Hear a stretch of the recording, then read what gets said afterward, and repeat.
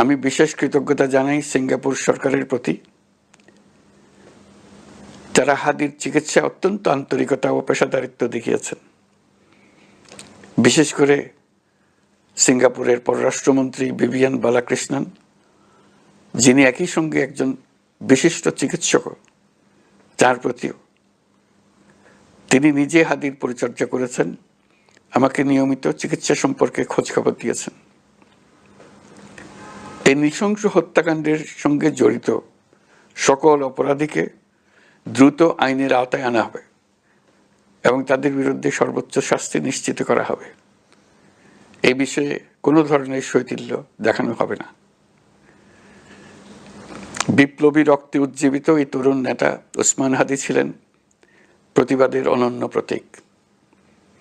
তার কর্মের মধ্য দিয়ে তিনি শুধু প্রতিবাদ নয়, দেশপ্রেম, ধৈর্য ও দৃঢ়তার অনন্য দৃষ্টান্ত রেখে গেছেন।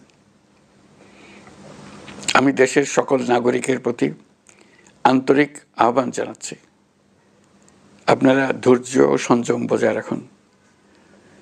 আইনশৃঙ্খলা রক্ষাকারী বাহিনী ও সংশ্লিষ্ট সংস্থাগুলোকে পেশাদারিত্বের সঙ্গে তদন্ত কার্যক্রম পরিচালনা করে সুযোগ দিন।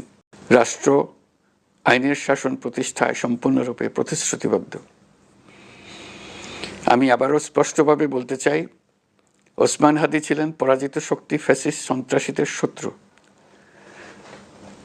তার কণ্ঠ স্তব্ধ করে বিপ্লবীদের ভয় দেখানোর অপচেষ্টা সম্পূর্ণভাবে ব্যর্থ করে দেন। ভয়, সন্ত্রাস কিংবা রক্তপাতের মাধ্যমে এদেশের গণতান্ত্রিক অগ্রযাত্রা কেউ থামাতে পারবে না। আমরা এখন গণতান্ত্রিক উত্তরণের চূড়ান্ত পর্যায়ে উপনীত হয়েছি। শহীদ হাদি ছিলেন এই প্রক্রিয়ার অবিচ্ছেদ্য অংশ। তার একান্ত ইচ্ছা ছিল আসন্ন নির্বাচনে প্রতিদ্বন্দ্বিতা করে নতুন বাংলাদেশ বিনির্মাণের পরবর্তী ধাপে সক্রিয় ভূমিকা রাখা। অত্যন্ত দুঃখের বিষয়, তার এই মহতী ইচ্ছা অপূর্ণ রয়ে গেল। তার স্বপ্ন বাস্তবায়নের দায় আজ সমগ্র জাতির কাঁধে ন্যস্ত। আগামী দিনগুলোতে আমাদের সবাইকে ধৈর্য, সংযম, সাহস ও দূরদর্শিতার সঙ্গে এগিয়ে যেতে হবে, যাতে নির্বাচন ও গণতন্ত্রের শত্রু ফ্যাসিস্ট সন্ত্রাসী অপশক্তিকে চূড়ান্তভাবে পরাজিত করা যায়।